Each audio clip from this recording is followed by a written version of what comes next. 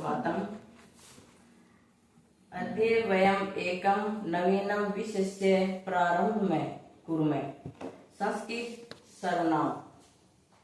सर्वनाम की परिभाषा: जो शब्द संज्ञा के स्थान पर प्रयोग किए जाते हैं उसे सर्वनाम कहते हैं।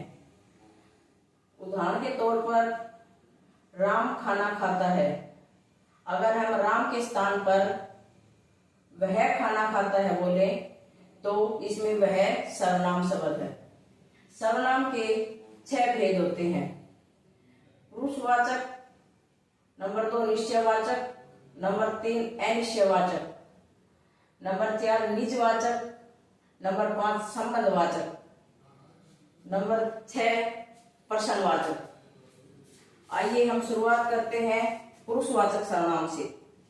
पुरुषवाचक सर्वनाम के 3 पुरुष माने जाते हैं: प्रथम पुरुष, मध्यम पुरुष और उत्तम पुरुष। प्रथम पुरुष ये जो पुरुष होते हैं वो 3 वचनों के अनुसार चलते हैं: एक वचन, द्विवचन, बहुवचन। एक वचन में 3 लिंगों का प्रयोग किया जाता है: पुल्लिंग, स्त्रीलिंग और नपुंसकलिंग। पुल्लिंग में से एक वचन में जिसका हिंदी अर्थ होता है वह, और जिसको हम इंग्लिश में ही के रूप में प्रयोग करते हैं। द्विवचन में तऊ, उसका अर्थ होता है वे दो। बहुवचन में ते, उसका अर्थ होता है वे सब। स्त्रीलिंग में सा, जिसका अर्थ होता है वह, और हम इंग्लिश में उसका प्रयोग सी के रूप में करते हैं। द्विवचन में ते, जिसका अर्थ होता है वे दो, और बहुवचन में तह, वे सब। नपुंसकलिंग में तत् का अर्थ होता है यह, जिसका इंग्लिश में प्रयोग करते हैं इट। द्विवचन में ते, जिसका अर्थ होता है ये दो।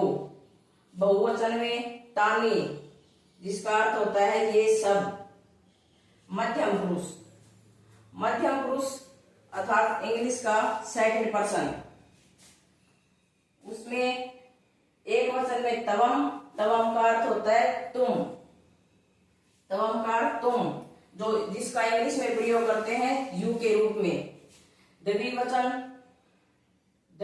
में युवाम का अर्थ होता है तुम दो के लिए प्रयोग किया जाता है। बहुवचन में यूयम का अर्थ होता है तुम सब।